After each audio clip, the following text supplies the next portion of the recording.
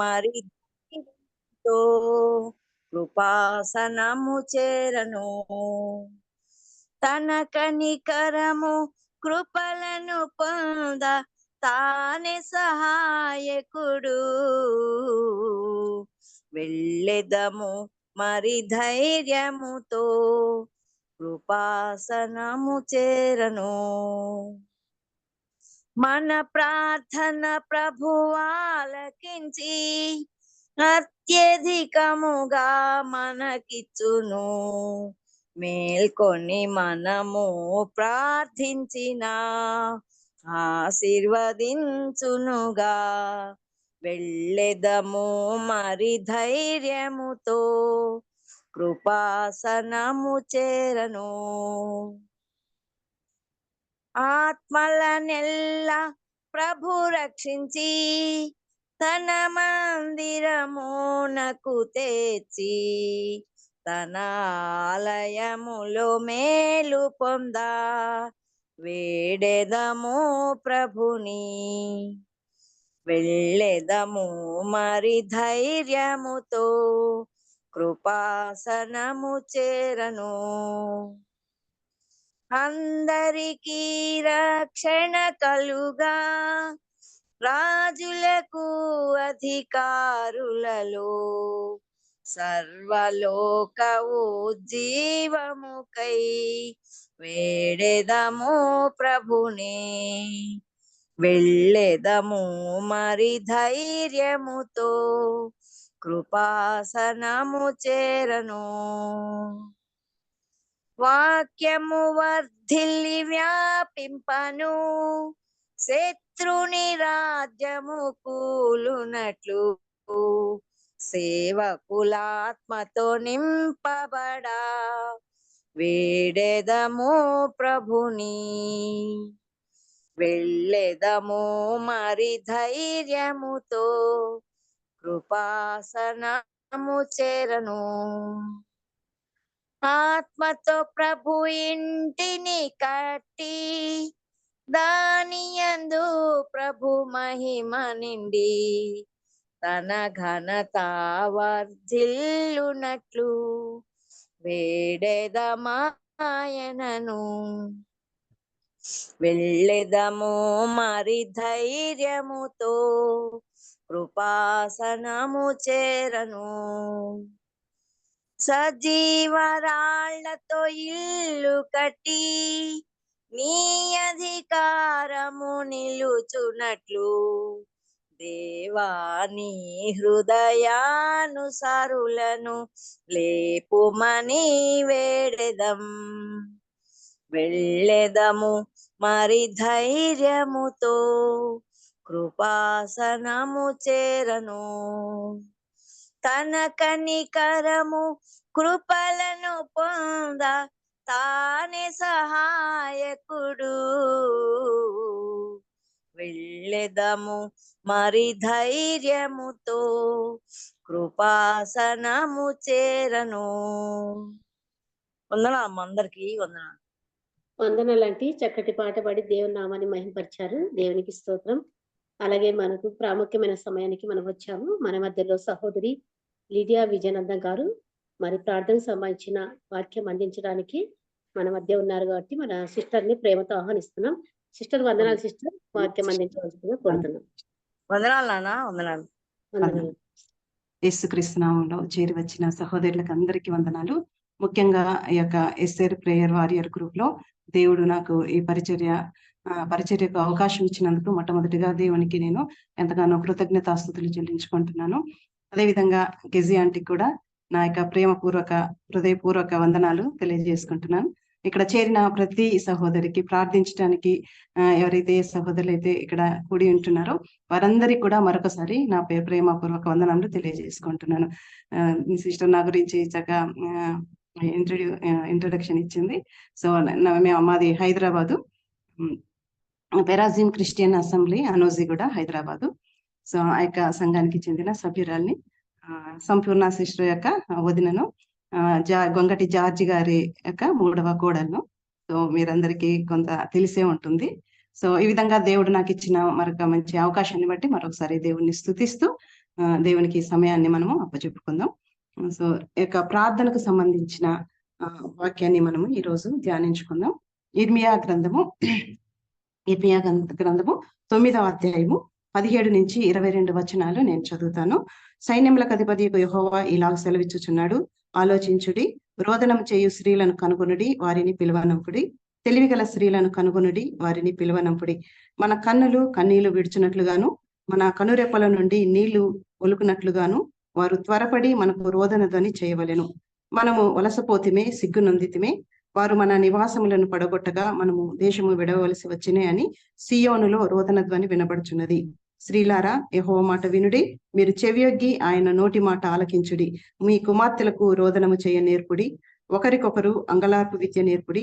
వీధులలో పసిపిల్లలు లేకుండాను, రాజమార్గంలో యవనులు లేకుండాను వారిని నాశనం చేయుటకై మరణము మన కిటికీలను ఎక్కుచున్నది, మన నగరులలో ప్రవేశించుచున్నది. యెహోవా వాక్కు ఇదే, నీవి మాట చెప్పుము. నేల మీద వెంటపడినట్లు, పంట కోయి వారి వెనక పిడికిళ్ళు పడునట్లు ఎవడనూ సమకూర్చకుండా మనుషుల చావులు పడును, వాటిని కూర్చువాడొకడును లేకపోవును. వాక్య సహాయకం చిన్న ప్రార్థన చేసుకొని ముందుకు సాగుతున్నాం. మా స్తుతికి పాత్రుడా, పూజనీయుడా, ఘనమైన రాజా, నీ ఘనమైన నామానికి వందనాలు స్తోత్రములు చెల్లించుకుంటున్నాం. ప్రభా, మహిమగల దేవుడు, అత్యున్నత సింహాసనం పైన ఆసీనుడవైంది ప్రభా, మనైన తండ్రి దేవా, మరి నిత్యము పరిశుద్ధుడు పరిశుద్ధుడు పరిశుద్ధుడు అని కొనియాడబడుచున్న మీ శ్రేష్టమైన నామాన్ని బట్టి నీకు వందనాలు చెల్లించుకుంటున్నాం. ప్రభా, అవును తండ్రి దేవా, మరి నేను మీ అమూల్యమైన రక్తంతో మా ప్రతి పాపంను కడిగి మమ్మల్ని పరిశుద్ధపరిచి మమ్మల్ని నీ బిడ్డలుగా నీతిమంతులుగా చేసిన దేవుడు అయ్యా, మీరు మాకు ఇచ్చిన గొప్ప ఆధిక్యతను బట్టి మీకు వందనాలు చెల్లించుకొని స్తుతిస్తా ఉన్నాం. ప్రభా, మరొకసారి ప్రభా, ఈ సమయంలో ప్రభా మరి నైనా తండ్రి ఈ యొక్క SR group prayer warriors group లోనైనా తండ్రి నన్ను కూడా ప్రభా మరి నైనా సభ్యురాలుగా చేసి దేవా మరి నైనా తండ్రి వాక్యాన్ని పంచుకోవటానికి ఈ యొక్క పరిచయలో పాల్గొనడానికి మీరు ఇచ్చిన ఆధిక్యతను బట్టి నీకు వందనాలు చెల్లించుకుంటున్నాను. ఓ దేవా మనైనా తండ్రి నైనా ప్రభా మరి కేజీ ఆంటీని బట్టి కూడా నీకు వందనాలు చెల్లించుకుంటున్నాం. ప్రభా ఆంటీ ప్రభా మరి నైనా తండ్రి దేవా మరి నైనా తండ్రి నైనా పెద్దలు ఈ విధంగా మరి మీరు ఇచ్చిన అవకాశాన్ని బట్టి వారికి ఇచ్చిన మనసుని బట్టి నీకు వందనాలు చెల్లించుకుంటూ ఈ సమయాన్ని దీవెనకరంగా మార్చండి దేవా. మరి నైనా తండ్రి మీరు మాతో నైనా ఏ విషయాలు అయితే మాట్లాడాలనుకుంటున్నారో, ఏ విధంగా మమ్మల్ని హెచ్చరించాలనుకుంటున్నారో ప్రభా, ఏ మాటల ద్వారా మమ్మల్ని తృప్తిపరచాలనుకుంటున్నారో ప్రభా, మరి నైనా మాలో ఉన్న లోపాలను మీరు ఎత్తి చూపాలనుకుంటున్నారో ప్రభా దేవా, మరి మా జీవితాలను నీకు అప్పచెప్పుకుంటున్నాం దేవా. నేను మీకు విధేయత చూపుతున్నాం దేవా, మీరు మాతో మాట్లాడమని ప్రార్థిస్తా ఉన్నాం తండ్రి. ప్రభా నేను ఉదయకాలం 5 గంటల నుంచి ప్రభా మరి నేను సాయంకాలం 6 గంటల వరకు ప్రభా జరగబోయే యొక్క నైనా తండ్రి ప్రార్థనలో మరి నైనా మీ సహాయాన్ని ప్రభా మీ యొక్క కృపను అనుగ్రహించమని ప్రార్థిస్తా ఉన్నాం తండ్రి దేవా. ఈ సమయాన్ని ప్రభా దీవెనకరంగా మార్చమని ప్రభా మాకు ఇచ్చిన సమయాన్ని బట్టి మీకు వందనాలు చెల్లించుకుంటూ ప్రభా మీకే మహిమ ఘనత ప్రభావములు చెల్లించుకుంటూ ప్రభా మా అందరి అవసరతలు ఎరిగిన దేవుడు మా అందరితో మాట్లాడమని యేసయ్య శక్తి గల నామములో నైనా ప్రార్థించి వేడుకొని అడిగి స్తుతిస్తున్నాము తండ్రి. ఆమేన్. ఇక్కడ సిస్టర్ నా వాయిస్ క్లియర్ గా వినిపిస్తుంది కదా? ఓకే బ్రదర్, ఓకే సిస్టర్ వినిపిస్తుంది. ఇక్కడ సైన్యములకు అధిపతియగు యెహోవా ఇలాగ సెలవిచ్చుచున్నాడు, ఆలోచింపుడి, రోదనము చేయు స్త్రీలను కనుగొనుడి, వారిని పిలువనంపిడి కదా. సో ఇర్మియా గ్రంథము 9వ అధ్యాయము 17 నుంచి మనం 22 వచనాలను మనము చూస్తా వస్తున్నాం కదా. సో అసలు ఇక్కడ ప్రార్థన అంటే ఏమిటి అని మనకు తెలుసు కదా. ప్రార్థన అంటే అడుగుట, యాచించుట అని కూడా మనం అంటుంటాం కదా. సో ప్రార్థన అనేది దేవుణ్ణి సంధించుటకు ఒక మార్గం అని మనము చెప్పవచ్చు అనమాట. సో ఆది కాండంలో మనము చూస్తే, ఆది కాండంలో ఎనోషుతో ప్రారంభమైన ప్రార్థన ప్రకటన గ్రంథం వరకు కూడా ప్రార్థనలు మనకు చాలా రకాలైన ప్రార్థనలు మనకు బైబిల్లో కనిపిస్తా ఉంటాయి అన్నమాట కదా. ఎంతో మంది భక్తులు, ఎంతో మంది రాజులు చేసిన ప్రార్థనలు, ఎంతో మంది ప్రవక్తలు చేసిన ప్రార్థనలు మనకు మాదిరికరంగా ఉన్నాయి కదా. సో ఈ విధంగా ప్రార్థన అనేది మనకు ఒక ప్రాముఖ్యమైన అంశము కదా. సో ప్రార్థన లేకుంటే మనము కదా విశ్వాసంలో ముందుకు సాగలేము కదా. సో ప్రార్థన లేకుంటే మన అవసరతలు మనము దేవుని దగ్గర నుంచి పొందుకోలేము కదా. సో ప్రార్థన అనేది ఎంతో శక్తివంతమైనదిగా మనము చూస్తా ఉన్నాం. సో ప్రార్థనలు బైబిల్లో రకరకాల ప్రార్థనలు మనకు కనిపిస్తా ఉన్నాయి కదా. సో ఏకాంత ప్రార్థన ఉంది కదా, యేసు ప్రభు ఏకాంతంగా కొండకు వెళ్ళి అరణ్యములో కూడా కదా, సో ఏకాంతంగా ప్రార్థించేవాడు కదా. సో రాత్రంతా ప్రార్థించేవాడు, తర్వాత ఉదయకాలము ప్రార్థించేవాడు, సాయంకాలము ప్రార్థించేవాడు, ఏకాంతంగా ప్రార్థించేవాడు కదా. యేసయ్య మనకు మాదిరి కదా. సో అదే విధంగా దానియేలు కూడా ఏకాంతంగా ప్రార్థించేవాడు తన గదిలో కదా. సో పరిస్థితులు ఎంత కష్టతరం ఉన్నప్పటికీ కూడా ఆయన ప్రార్థించినట్లు, ఏకాంతంగా ప్రార్థించినట్లు, అది ఒక అలవాటుగా ఆయన మార్చుకున్నట్లు. యేసు ప్రభు కూడా అది అలవాటు యేసు ప్రభుకు కదా. సో వీరంతా మనకు మాదిరి కదా. సో అదే విధంగా కుటుంబ ప్రార్థనలు కూడా మనం చూస్తాం కదా. సో అదే విధంగా విజ్ఞాపన ప్రార్థనలు మనము చూస్తాం కదా. దానియేలు కూడా కదా, సో ఇశ్రాయేలు ప్రజల కొరకు ఎంతగానో విజ్ఞాపన చేసినట్లు, దేవుని సన్నిధిలో విజ్ఞాపన చేసినట్లు మనం చూస్తా ఉన్నాం. అదే విధంగా యాకోబు 5:16 కూడా మనకు విజ్ఞాపన ప్రార్థనల గురించి మనము వింటూనే ఉన్నాం కదా. సో అదే విధంగా ఉపవాస ప్రార్థనలు కూడా మనకు బైబిల్లో చాలా రకాల ఉపవాస ప్రార్థనలు ఉన్నాయి అన్నమాట. సో మార్కు సువార్త 9:29 ఉపవాస ప్రార్థన, తర్వాత యోవేలు 1:14, యోవేలు 2:12 కూడా ఉపవాస ప్రార్థనల గురించి మనము చూస్తా ఉన్నాం. తర్వాత ఇంకొకటి కన్నీటి ప్రార్థన, అదే రోదన ప్రార్థన అని అంటారు. కన్నీటి ప్రార్థన, రోదనం ఎప్పుడు వస్తుందమ్మా కదా, మనకు దుఃఖం వచ్చినప్పుడు కదా. ఎంతో దుఃఖము, మన హృదయం వేదనతో నిండినప్పుడు కన్నీరు కారుస్తాం అనమాట. సో రోధిస్తాం అనమాట. అలాంటి ప్రార్థనలు కూడా మనకు బైబిల్లో అనేకం మనకు కనిపిస్తా ఉన్నాయి. అయితే ఇంకా కొన్ని క్లిష్ట పరిస్థితుల్లో కూడా ప్రార్థించిన వారు ఉంటున్నారు కదా. సో శత్రువులు కదా తమపైకి యుద్ధానికి వచ్చినప్పుడు కదా, సో ఆ రాజులు ఎంతో మంది దేవుని సన్నిధిలో ప్రార్థించారు. అదే విధంగా దానియేలు కూడా కదా, సో క్లిష్ట పరిస్థితి వచ్చింది కదా. సో దానియేలుతో పాటు తన 3 స్నేహితులతో పాటు అక్కడున్న శకునగాండ్రందరూ కదా చంపబడవలసి వచ్చింది. జ్ఞానులందరూ చంపబడవలసి వచ్చిన సమయంలో కదా దానియేలు స్నేహితులు క్లిష్ట పరిస్థితుల్లో దేవుని సన్నిధిలో వారు మోకరించి ప్రార్థించినట్లు చూస్తాను. ఈ విధంగా రకరకాల ప్రార్థనలు మనము చూస్తా ఉన్నాం అనమాట. అయితే ఈ రోజు మన అంశంలో మనము కన్నీటి ప్రార్థన యొక్క గొప్పతనం ఏంటి, ఎలాగ మనం కన్నీరు కార్చాలి, దేని కొరకు మనం కన్నీరు కార్చాలి, దేని కొరకు రోదనము చెయ్యాలి అన్న అంశాన్ని మనం ఈ రోజు మనము నేర్చుకుందాం అనమాట. సో ఇర్మియా గ్రంథము 9:17 కదా, సో ఎవరు రోధించాలి, సో ఎవరు రోధించాలంటమ్మా, సైన్యములకు అధిపతియగు యెహోవా సెలవిచ్చుచున్నాడు, ఆలోచించుడి, రోదనము చేయి స్త్రీలను కనుగొనుడి, వారిని పిలువనంపుడి, తెలివిగల స్త్రీలను కనుగొనుడి, వారిని పిలువనంపుడి అని ఉంది కదా. సో ఎవరిని కనుగొనాలంట కదా, సో ఎవరిని పిలువనంపాలి అని అక్కడ ఉంది, రోదనము చేయు స్త్రీలు కదా. రోదనం చేయి స్త్రీలను కనుగొనాలి, రోదనం చేయి స్త్రీలను పిలువనంపాలి కదా. సో వాళ్ళను పిలిపించండి. కనుగొనాలి అని అంటే ఏంటమ్మా కదా, సో దేవుడు వెతుకుతా ఉన్నాడు. వెతుకుతేనే కదా మనం కనుక్కొనేది. నిజంగా మామూలుగా జనరల్ గా ప్రార్థించే ప్రార్థనలు ఉన్నాయి కదా, చాలా మంది ప్రార్థిస్తారు. మనం అన్నం తినేటప్పుడు ప్రార్థిస్తాం, పండుకునేటప్పుడు ప్రార్థిస్తాం, బయటకు వెళ్ళేటప్పుడు ప్రార్థిస్తాం కదా. సో ఎంతో మంది ఉంటారు అలాగ ప్రార్థన చేసేవాళ్ళు, 1 నిమిషం ప్రార్థన చేసే వాళ్ళు ఉంటారు కదా. సో ఎంతో మంది ఉన్నారు. కానీ ఇక్కడ రోదనము చేయు స్త్రీలను కనుగొనుడి అంటే, రోదనం చేసే స్త్రీలు తక్కువ మందిగా ఉన్నారు అని ఇక్కడ అర్థం. కనుగొనుడి అంటే అర్థం ఏంటంటే చాలా తక్కువ మంది ఉన్నారు కదా. సో ఎక్కువ మంది ఉంటే ఆ మాట రాదు ఇక్కడ కదా. సో పరిశుద్ధ గ్రంథంలో దేవుడు ఆ మాట రాయించాడు అని అంటే, కనుగొనుడి అని అంటే చాలా తక్కువ మంది ఉన్నారు. ఆ తక్కువ మందిలో కదా వారిని కనుక్కొని వారిని పిలవనంపుడి అని దేవుడు చెప్తా ఉన్నాడు. నిజంగా ఈ రోజు ఈ వాక్యం వింటున్న మన జీవితంలో దేవుడు మనతో ఎందుకు ఈ విధంగా మాట్లాడుతున్నాడు అని అంటే కదా, దేవుడు చూస్తా ఉన్నప్పుడు, దేవుడు మనల్ని పరిశీలిస్తా ఉన్నప్పుడు కదా, సో దేవుడు వెతుకుతా ఉన్నప్పుడు ఆయన దృష్టిలో నీవు నేను ఉండాలని దేవుడు ఆశిస్తా ఉన్నాడు. దేవుడు వెతుకుతా ఉన్నప్పుడు నీవు నేను కూడా కదా రోదనం చేయి స్త్రీలలో ఒకరంగా ఉండేటట్లయితే ఎంత సంతోషం కదా. సో ఎంత దేవునికి ఆనందం కదా. సో నిజంగా దేవుడు కనుగొనాలని ఆశపడతా ఉన్నాడు కదా. దేవుడు వెతుకుతా ఉన్నాడు. వెతుకుతా ఉన్నప్పుడు మనము ఆయన దృష్టిలో పడితే ఎంతో శ్రేష్టం అనమాట. సో ఇక్కడ రోదనము చేయు స్త్రీలను కనుగొనుడి, వారిని పిలువనంపుడి అని ఉంది కదా. ఒక మంచి ఉద్యోగం కోసం ఎవరిని ఎంపిక చేసుకుంటామమ్మా, ఎవరిని ఎంపిక చేసుకుంటారు, ఒక మంచి కంపెనీ లేకపోతే మంచి స్కూల్ కాలేజ్ ఎవరిని ఎంపిక చేసుకుంటారు, ఒక ఐఏఎస్ ఆఫీసర్ కానివ్వండి. సో ఎవరిని ఎంపిక చేసుకుంటారు, ఫెయిల్ అయిన వారిని ఎంపిక చేసుకుంటారా, కాదు కదా. సో అన్ని పాస్ అయిన వారిని, లేకపోతే మంచి ఇంటెలిజెన్స్ ని ఎంపిక చేసుకుని, అన్ని పాస్ అయినా కానీ మంచి పర్సెంటేజ్ ఉన్నా కానీ కూడా మళ్ళీ ఏం చేస్తారు, వాళ్ళ ఇంటెలిజెన్స్ ని వాళ్ళు టెస్ట్ చేస్తారు, పరీక్ష చేస్తారు కదా. సో వీళ్ళంతా మా యొక్క కంపెనీకి వీళ్ళంతా ఉపయోగపడతారు అనేది ఆలోచిస్తారు. అంటే ఒక ఇంటెలిజెన్స్, ఒక తెలివిగల వారిపైన ఆధారపడి ఉంది కదా ఒక కంపెనీలోనే కదా. సో ఇంటెలిజెన్స్ ని ఎంపిక చేసుకుంటా ఉంటే కదా, సో దేవాతి దేవుడు కదా, సో ఎవరిని ఎంపిక చేసుకోవాలనుకుంటున్నాడు, తెలివిగల స్త్రీలను ఎంపిక చేసుకోవాలనుకుంటున్నాడు. అయితే ఇక్కడ దేవుని దృష్టిలో ఎవరు తెలివిగలవారు కదా? సో ఎవరు తెలివిగలవారు అనంట, రోదనం చేయు స్త్రీలు తెలివిగలవారు కదా. ఎన్నో పీజీలు ఉండవచ్చు కదా, సో ఎన్ని రకాల పీజీలు పిహెచ్డీలు ఉండవచ్చు, కానీ దేవుడు వాళ్ళను కదా, సో వాళ్ళను తెలివిగలవారు స్త్రీలుగా దేవుడు ఎంచట్లేదు. దేవుని దృష్టిలో వారు తెలివిగలవారు. నీకు ఇన్ని పీజీలు ఉన్నాయి కాబట్టి, నువ్వు పిహెచ్డి చేసావు కాబట్టి నా బిడ్డ నువ్వు తెలివిగలవాళ్ళు ధనవు అని దేవుడు అంటాడా కదా? ఎప్పటికీ అన్నాడు అనమాట. ఎందుకు? ఈ లోక జ్ఞానము దేవుని దృష్టికి వెర్రితనము కదా. సో మనం ఎన్ని పీజీలు ఉన్నా, మనకెంత ఈ లోక జ్ఞానం మనం సంపాదించుకున్నా గానీ అది దేవుని దృష్టికి ఎలాంటిదంట? వెర్రితనంతో సమానం అంట. కానీ దేవుని దృష్టిలో ఎవరు తెలివిగలవారు అని అంటే, రోదనం చేసే స్త్రీలు తెలివిగలవారు అని ఇక్కడ వ్రాయబడింది కదా. సో పేతురు వాక్యం చెప్తా ఉండగా, పేతురుకి ఏ క్వాలిఫికేషన్ లేదు కదా, పామరుడు కదా. సో క్వాలిఫికేషన్ లేని, ఏ చదువు లేని పేతురు వాక్యం చెప్తుండగా 3,000 మంది రక్షింపబడ్డారు కదా. నిజంగా ఎంత జ్ఞానం, ఎక్కడి నుంచి వచ్చింది ఆ జ్ఞానం కదా.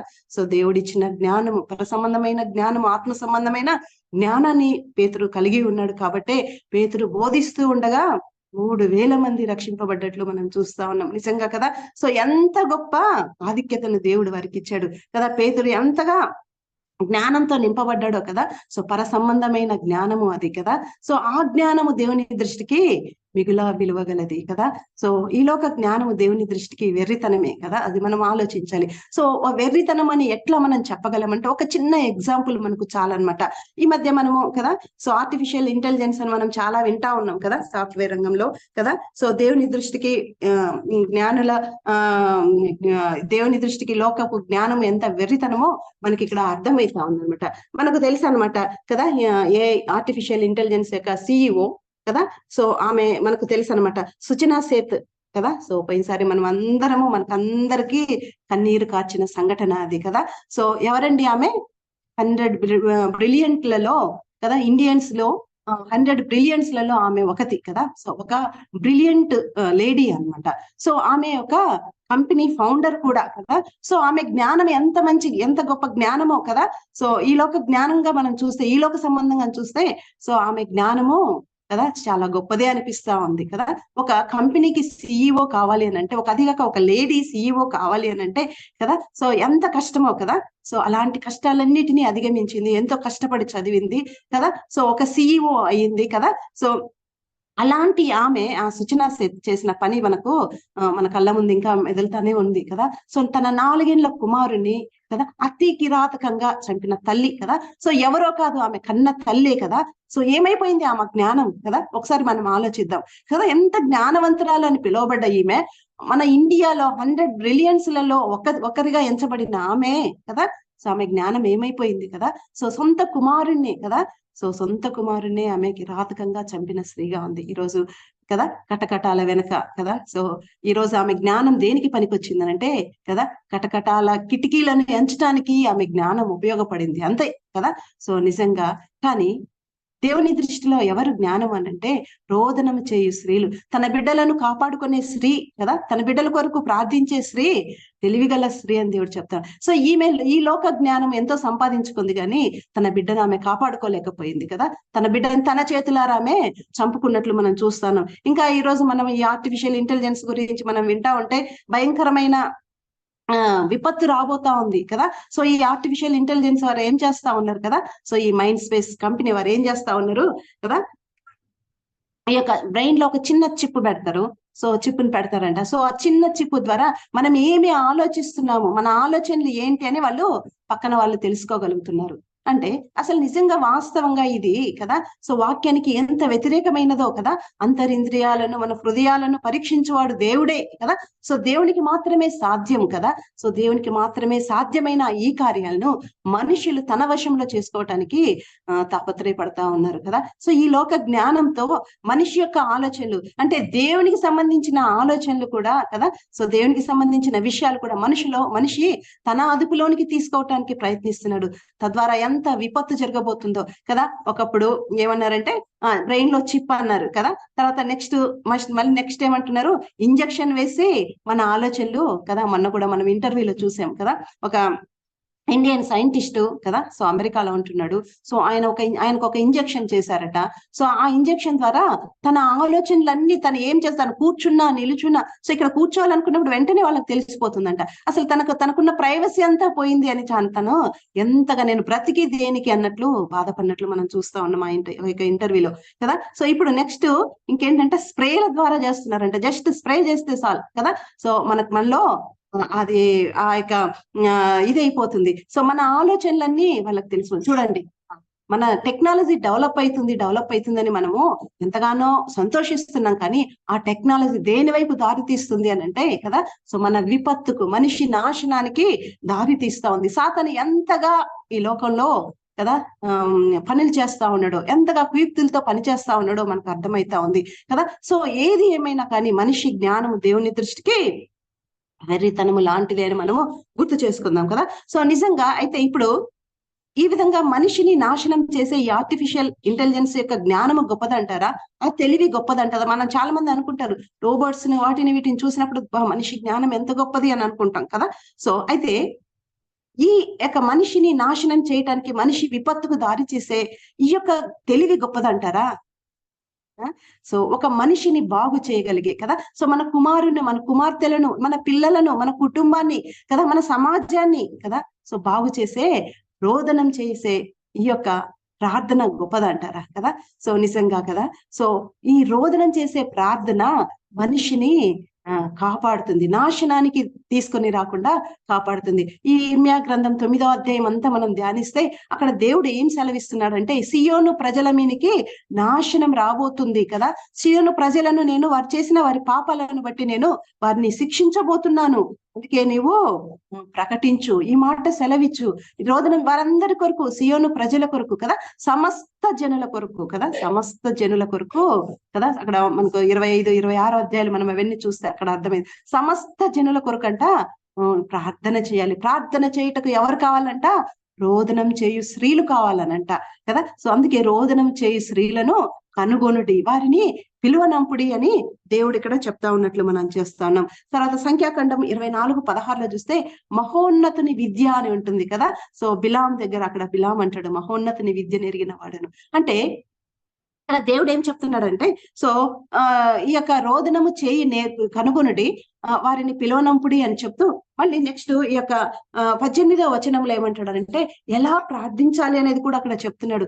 ఎందుకు ప్రార్థించాలి అని చెప్తున్నాడు, ఏ విధంగా మనం ప్రార్థించాలి, ప్రార్థించడం వల్ల ఫలితం ఏంటి అనేది చెప్తున్నాడు. ఎలా ప్రార్థించాలి అని కూడా మనకు ఇక్కడ 18, 19 వచనాలలో మనం చూస్తాం.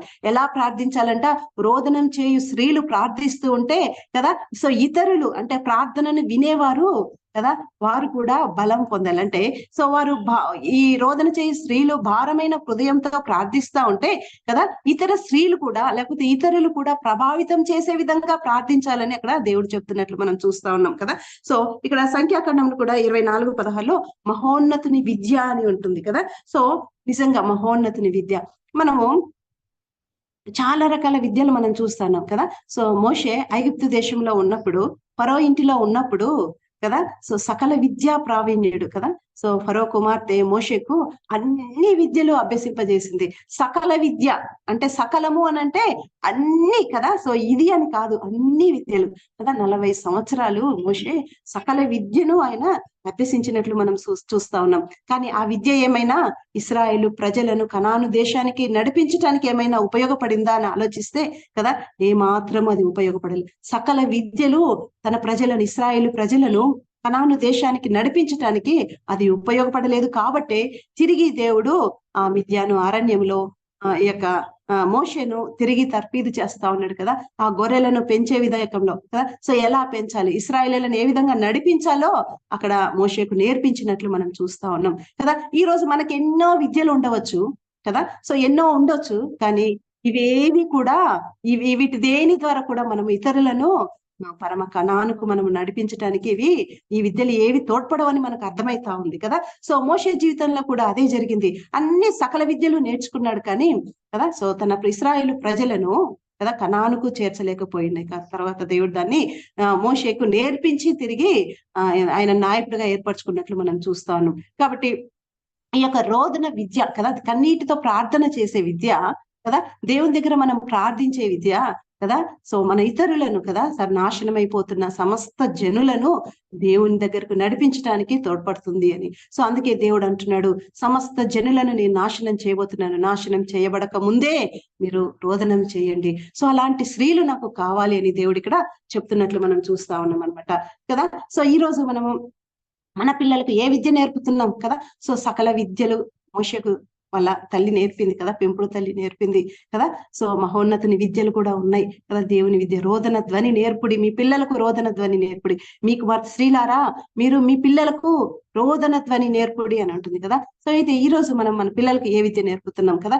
సో లోకంలో ఎన్నో విద్యలు మనం చూస్తా ఉన్నాం కదా. సో కొంతమంది కూచిపూడి నాట్యం నేర్పిస్తా ఉంటారు తమ పిల్లలకు కదా, కొంతమందికి ఫైటింగ్ కరాటేలు నేర్పిస్తా ఉంటారు. సో ఇంకా కొంతమంది ఎలా మోసగిచ్చాలో పిల్లలు కదా. సో పిల్లలకు తల్లిదండ్రులే నేర్పిస్తున్నారు, కొన్ని ట్రిక్స్ నేర్పిస్తా ఉంటారు కదా. సో నేర్పుతా ఉంటారు. ఇంకా కొంతమంది మంత్ర విద్యను కూడా నేర్పించే తల్లిదండ్రులు కూడా ఉన్నారు కదా. సో ఈ లోకంలో ఎన్నో రకాల విద్యలు ఉన్నాయి కదా. సో ఎన్నో విద్యలు ఉన్నాయి. సో ఈ రకాలన్నీ విద్యలను కదా నువ్వు నీ బిడ్డలకు మనం ఏం నేర్పుతున్నాం కదా. దేవుడు ఈ రోజు అడుగుతా ఉన్నాడు, నీవు నీ బిడ్డలకు ఏమి నేర్పుతున్నావు? దేవుడు ఏమంటున్నాడు అంటే, నీవు నీ పిల్లలకు, నీ కుమార్తెలకు, నీ కుమారులకు మనం ఏం నేర్పించాలంట? రోదనం చేయు విద్యను నేర్పించమని దేవుడు చెప్తున్నాడు. దేవుడు నీ పిల్లలకు ఏమి నేర్పమంటుంటే మనం ఏం నేర్పుతున్నాం ఒకసారి ప్రశ్నించుకుందాం కదా. సో మన పిల్లలకు బైబిల్ చదవటం నేర్పించామా? ఉదయాన్నే లేచిన వెంటనే బైబిల్ చదవాలి కదా. సో బైబిల్ చదవాలని నేర్పించామా? ప్రార్థించటం నేర్పించామా కదా. సో పాపాలు ఒప్పుకోవటం నేర్పించామా? పశ్చాత్తాపడటం నేర్పించామా కదా. సో ఆరాధించటం నేర్పించామా? విజ్ఞాపన చేయటం నేర్పించామా కదా. విజ్ఞాపన ప్రార్థనలకు మనతో పాటు మన పిల్లల్ని తీసుకొని వెళ్ళి కదా. సో అనేకులకు ఎలా విజ్ఞాపన చేయాలనేది నేర్పించామా? ఒక్కసారి మనం పరీక్షించుకుందాం. సో ఏవేవో విద్యలు మనం మన పిల్లలకు నేర్పిస్తా ఉన్నాం. ఈ లోకరీత్యా అనేక జ్ఞానం మన పిల్లలు పొందుకోవాలని నేర్పిస్తా ఉన్నాం కానీ కదా, అసలైన విద్యను మనము నేర్పించలేకపోతున్నాం. ఈరోజు మన పిల్లలు కదా దేవునిలో ఎదగకపోవటానికి కారణం మనం నేర్పించకపోవటమే కదా. సో మన పిల్లలు ఉదయాన్నే లేచిన వెంటనే బైబిల్ పట్టుకోకుండా సెల్ పట్టుకుంటున్నారు అని అంటే కారణం నీవు నేనే కదా. సో మనం నేర్పించలేదు కదా. సో ఉదయాన్నే లేచిన వెంటనే వాళ్ళ చేతికి మనం ఏం అందించాలి? బైబిల్ అందించాలి. ఈరోజు నేను నా అతిశయం కోసం నేను చెప్పటం లేదు కానీ, నేను చిన్నపిల్లలు వారు నర్సరీలో ఉన్నప్పుడు వాళ్ళకి ఏబిసిడీలు ఉన్నప్పుడే వాళ్ళకి బైబిల్ తెచ్చి జస్ట్ లెటర్స్ పలికి ఒక్క జస్ట్ కదా, JES సో ఇట్లా ఊరికే జస్ట్ అలా నేర్పించినాను అట్లా. సో అట్లా వాళ్ళకు ఉదయాన్నే లేచిన వెంటనే ముందు వాళ్ళ చేతిలో బైబిల్ పెట్టేదాన్ని. సో ఈ రోజు నిజంగా దేవుడు మా ఇద్దరు పిల్లలను, బాబు పాప ఇద్దరిని దేవుడు రక్షించుకొని వాళ్ళు ఉదయాన్నే లేచిన వెంటనే మేము ఖచ్చితంగా చెప్పామన్నమాట, లేచిన వెంటనే బైబిల్ చదువుకోవాలి కదా. సో సెల్ పట్టుకోకూడదు, ఇంకేది పట్టుకోకూడదు, ముందు లేచిన వెంటనే బైబిల్ కదా. నిజంగా మనం ఆ విధంగా మనం పిల్లలకు నేర్పితే ఈ రోజు వాళ్ళు యవనస్తులైనప్పుడు కూడా దాని నుంచి వాళ్ళు తిరిగిపోరు కదా. వాళ్ళు దాన్ని నేర్చుకుంటారు, అలవాటుగా మార్చుకుంటారు అనమాట కదా. సో ఈ రోజు మనం ఏ విద్య నేర్పుతున్నాం మన పిల్లలకు ఒకసారి మనం ఆలోచిద్దాం కదా. సో బైబిల్లో తమ పిల్లల కొరకు రోదనం చేసిన కదా, రోదనం చేయు విద్యను నేర్పిన మాదిరికరమైన తల్లిదండ్రులు చాలా మంది ఉన్నారు కదా. సో బైబిల్లో మనం చూస్తే చాలా మంది తల్లులు ఉన్నారు కదా, వారు ఎంతగానో రోదనం చేశారు తమ పిల్లలకు. రోదనం చేయటం ఎలా నేర్పించిన తల్లిదండ్రులను మనం చూస్తాను. అందులో మొట్టమొదటిగా మనం గబక్కున చెప్పేది ఎవరమ్మా? హన్నా అని చెప్తాం కదా. సో బైబిల్లో రోదనం చేసిన మొట్టమొదటి స్త్రీ ఎవరంటే హన్నా. అలా ఏంటి సిస్టర్, మరి బైబిల్లో మొట్టమొదటిగా ఎలుగెత్తి ఏడ్చింది హాగరు కదా అని మనం అనుకోవచ్చు. హాగరు వాస్తవమే, హాగరు ఎలుగెత్తి ఏడ్చింది వాస్తవమే కదా. సో ఎందుకు ఏడ్చిందమ్మా? తన పిల్లవాడు కదా సో చనిపోతున్నాడు. దేనికోసం చనిపోతున్నాడు? నీరు లేక చనిపోతున్నాడు కదా. సో నీరు అయిపోయింది, ఆ తిత్తిలో నీళ్లు అయిపోయాయని కదా, ఆ బిడ్డ ఇంకా చనిపోతాడు అని చెప్పి ఆమె బిడ్డ చావును చూడలేక ఎలుగెత్తి ఏడ్చినట్టు ఉంది కదా. సో నిజమే కదా. సో ఆమె ఎలుగెత్తి ఏడ్చింది వాస్తవమే. అయితే ఆమె ఎందుకు ఎలుగెత్తి ఏడ్చింది అని మనం ఒకసారి ఆలోచిస్తే కదా, సో ఆదికాండం 16వ అధ్యాయంలో మనం చూస్తే కదా, అప్పుడు ఆమె ఆ యొక్క హాగరు కదా సో షారాయి దగ్గర నుంచి పారిపోతా ఉన్నప్పుడు అరణ్యంలో దేవుడు ఈ యొక్క హాగరుకు ప్రత్యక్షమై, హాగరు కదా సో దేవుడు పేరు పెట్టి పిలిచాడు కదా. ఏమని పిలిచాడమ్మా? షారాయి దాసివైన హాగరు నువ్వెక్కడికి వెళ్తున్నావు అని ప్రశ్నించిండు కదా. సో ప్రశ్నించి ఇంకొక మాట చెప్తాడు, నీవిప్పుడు గర్భవతివి, నీకు కుమారుడు కంటాడు, నువ్వు కుమారుని కంటావు, ఆ కుమారునికి ఇష్మాయేలు అని పేరు పెట్టుదువు కదా. సో ఆ ఇష్మాయేలు నేను ఆశీర్వదిస్తాను, అనేక సమస్త జనాంగంగా నేను చేస్తాను అని చెప్తాడు కదా దేవుడు. అప్పుడు హాగర్ ఏమంటుంది దేవుణ్ణి, నువ్వు చూచుచున్న దేవుడు కదా, దేవునికే పేరు పెట్టిన స్త్రీ హాగరమ్మ కదా. సో దేవునికే పేరు పెట్టింది, నిజమే కదా. సో అంతటితో బాగానే ఉంది, 16వ అధ్యాయం వరకు బాగానే ఉంది కదా. సో తర్వాత 21వ అధ్యాయంకి వచ్చేసరికి హాగరు కదా, తర్వాత అబ్రహాము వాళ్ళను పంపివేస్తూ ఉన్నప్పుడు, ఇప్పుడు హాగరు నీళ్ళ తిత్తి అయిపోయింది, తన పిల్లవాడికి నీళ్లు లేవు, అలమటిస్తా ఉన్నాడు. ఆ యొక్క అరణ్యము అది కదా. సో అరణ్యంలో అలమటిస్తా ఉన్నప్పుడు ఆ బిడ్డవాడిని, ఆ పిల్లని, ఆ యొక్క కుమారుని అక్కడ పండేసి ఈమె ఎలుగెత్తి ఏడ్చింది. దేనికోసము? నీటి కోసము కదా. సో నీరు అనగా వాక్యానికి సాదృశ్యం, దేవుని మాటకు సాదృశ్యం కదా. సో నీ వాక్యమే నన్ను బ్రతికిస్తుంది అని మనం పాటలు పాడుకుంటా ఉంటాం కదా. సో ఇప్పుడు హాగరు దేవుని మాట గుర్తు చేసుకోవాలి కదా. నీరు లేదని, భౌతిక సంబంధమైన నీరు లేదని ప్రలాపిస్తుంది కానీ కదా. సో 16వ అధ్యాయంలో దేవుని మాట ఆమెకు గుర్తుకు రాలేదు కదా. ప్రభా ఈ బిడ్డ ఎట్లా ప్రభా, ఈ బిడ్డని ఆశీర్వదిస్తానన్నా, ఈ బిడ్డకి ఇష్మాయేల్ అని పేరు పెట్టమన్నావు, పేరు పెట్టాను ప్రభా కదా. సో ఈ బిడ్డ చనిపోతున్నాడు నీటి కోసం, కానీ నీ మాట నేను విశ్వసిస్తున్నాను ప్రభా, నీ మాట నా బిడ్డను బ్రతికిస్తుంది ప్రభా, బ్రతికించు ప్రభా అని ఎలుగెత్తి ఏడవలసింది పోనిచ్చి ఆమె భౌతిక సంబంధమైన నీటి కోసం ప్రార్థన చేసింది కదా. నీటి కదా. సో మనకు తెలుసు ఆమె ఏదైతే ప్రార్థించిందో కుమారుడు కూడా అదే ప్రార్థించుండొచ్చు కదా. సో ఎందుకు? తల్లి చేసే ప్రార్థనే కదా, తల్లి ఏ విధంగా నడుస్తుందో కుమారుడు కూడా అదే విధంగా నడుచుకుంటాడు. బహుశా ఇష్మాయేల్ కూడా అదే ప్రార్థించుంటాడేమో, ప్రభా నాకు నీరు కావాలి ప్రభా, నేను చనిపోతున్నానని. అదే అంటే భౌతిక సంబంధమైన ఆశీర్వాదం కోసం, మెటీరియల్ బ్లెస్సింగ్స్ కోసము తల్లిదండ్రులు తల్లి కుమారుడు ప్రార్థించినట్లు చూస్తున్నాం. అయితే దేవుడు ఇవ్వలేదా? ఇచ్చాడు కదా. సో మెటీరియల్ బ్లెస్సింగ్స్ వారికి ఇచ్చాడు కదా. సో ఈ రోజు అరబ్ కంట్రీస్ ఎంతో ధనికమైన దేశాలుగా ఉన్నాయి, కారణం అక్కడ పెట్రోలియం దొరుకుతా ఉంది కదా. వీరి ప్రార్థనే హాగరు ప్రార్థన. అయితే ఎంత గొప్ప మెటీరియల్ బ్లెస్సింగ్స్ దేవుడు ఇచ్చాడు, కానీ ఆ రోజు హాగరు ఒకవేళ ప్రభా నా కుమారుడిని ప్రభా, నీ వాక్యం, నీ మాట, నీ వాగ్దానం చేసిన దేవుడో ప్రభా, నా బిడ్డను బ్రతికిస్తావు ప్రభా, నీ వాగ్దానం ఎప్పటికీ నమ్మదగినది ప్రభా, నువ్వు వాగ్దానం చేసిన దేవుడో నమ్మదగిన వాడు ప్రభా, నా బిడ్డను బ్రతికించు అని ఆమె స్పిరిచువల్ బ్లెస్సింగ్స్ కోసం అడిగి ఉంటే ఈ రోజు ఇంత భయంకరమైన పరిస్థితి ఉండేది కాదు, ఇంత భయంకరమైన యుద్ధాలను మనం చూసి ఉండేవారం కాదు కదా. సో వారు కూడా ఆశీర్వదింపబడిన జనాంగంగా ఉండేవారు, ఈ రోజు శాపానికి కారణమయ్యారు. కారణం ఆ రోజు హాగరు ప్రార్థించిన ప్రార్థన మెటీరియల్ బ్లెస్సింగ్స్ మాత్రమే అమ్మా. ఈ రోజు మనం కూడా మనం ఒకటి నేర్చుకుందాం. ఎప్పుడు మనము మన పిల్లలను బ్లెస్ చేయి ప్రభా నా బిడ్డలకి ఇది కావాలి, నా బిడ్డలకి అది కావాలి, లేకపోతే నాకు బంగారం కావాలి, నాకు ఆస్తి కావాలి, నాకు ఇల్లులు కావాలి, లేకపోతే నాకు పొలం కావాలి కదా. సో ఇదేనా మన ప్రార్థన? సో మనం 24 గంటలు మనం మెటీరియల్ బ్లెస్సింగ్స్ కోసం ప్రార్థన చేస్తున్నాం, కానీ ఆత్మ సంబంధమైన ఆశీర్వాదాల కొరకు మనము ప్రయాసపడటం లేదు కదా. సో మనం అబ్రహాము జీవితం చూస్తే, అబ్రహాము కదా, సో తన అబ్రహాము వాగ్దాన పుత్రుడైన ఇస్సాకు ఎంత ఆశీర్వదింపబడ్డాడు. ఇస్సాకు తర్వాత యాకోబు కదా. సో యాకోబు జీవితాన్ని కూడా, యాకోబు ఇప్పుడు అబ్రహాము హాగరు సంతానాన్ని నా జనము నా స్వాస్థ్యం, ఇష్మాయేలు సంతానాన్ని దేవుడేమైనా అన్నాడా? మీరు నా జనము నా స్వాస్థ్యం అని ఏమన్నా పిలిచాడా? పిలవలేదు. ఎవరిని పిలిచాడు? యాకోబు సంతానం, అబ్రహాము ద్వారా వచ్చిన సంతానం కదా. సో అబ్రహాము వాగ్దాన పుత్రుడైన ఇస్సాకు ద్వారా వచ్చిన యాకోబు సంతానాన్ని దేవుడు నా ప్రజలు, నా స్వాస్థ్యము కదా. సో ఈ రోజు ఎంతగా ఆశీర్వదింపబడిన ఉన్నవారో కదా. సో ఎంత జ్ఞానవంతులుగా ప్రపంచ దేశాలలోనే పేరు పొందిన వారుగా ఉన్నారు. కారణం ఏంటంటే ఆ రోజు యాకోబు ప్రార్థించాడు కదా. సో ఆయన మొట్టమొదటిగా హారానికి వెళ్ళిపోతున్నప్పుడు ఆయన చేతిలో ఏమి లేదు, ఏ సంపాదన లేదు, ఆయన చేతిలో ఒక చేతికర్ర మాత్రమే ఉన్నది కదా. సో ఆ కర్రతో ఆయన ప్రయాణమై ఆ రేవు దాటి వెళ్ళిపోయాడు కదా. సో ఆ తర్వాత ఆయన తిరిగి తండ్రి దగ్గరికి, తన ఇంటికి వచ్చేటప్పుడు కదా, దేవుడు తిరిగి వెళ్ళమన్నప్పుడు తిరిగి వస్తా ఉన్నాడు. ఎంత ఆస్తిని దేవుడు ఇచ్చాడో కదా. సో తన అన్నకి ఇచ్చిన ఆస్తినే మనం అక్కడ కౌంట్ చేస్తే 550 పశువులు ఉన్నాయి, ప్లస్ 30 పశువులు మనము ఎక్స్ట్రా వేసుకోవాలి. ఎందుకంటే పాడి ఒంటెలను వాటి పిల్లలను అని ఉంటది. అంటే పాడి ఒంటెలు పిల్లలు అంటే ఒక ఒంటెకి ఒక్క పిల్లే ఉంటుంది కదా. సో అంటే 30, మొత్తం 580 పశువులను తన అన్నకు కానుకగా ఇచ్చాడు యాకోబు. ఎంతగా కానుకగా ఇచ్చినదే 580 పశువులైతే యాకోబును ఎంతగా దేవుడు ఆశీర్వదించి ఉంటాడు ఒకసారి ఆలోచించండి. కానీ ఆ ఎబ్బేకు రేవు దగ్గర ఇవన్నీ ఆశీర్వాదాలు అనుకోలేదు యాకోబు కదా. సో దేవుణ్ణి పట్టుకుంటున్నాడు, కాళ్ళు పట్టు, ప్రభా నన్ను ఆశీర్వదించు. ఒకవేళ దేవుడు అడిగి ఉండొచ్చేమో, యాకోబు నీకు ఇవన్నీ ఉన్నాయి కదా అని. కాదు ప్రభా, ఇవన్నీ నాకు కాదు ప్రభా, నేను ఇవన్నీ మోసంతో సంపాదించుకున్నాయి ప్రభా కదా. సో ఎంతగా ప్రార్థించి ఉంటాడో యాకోబు.